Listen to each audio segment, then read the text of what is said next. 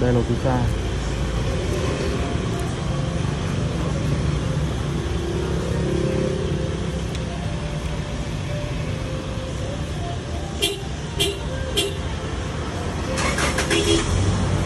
Đó.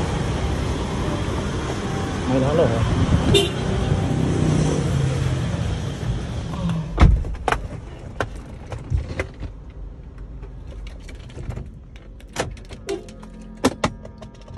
Đây từ xa.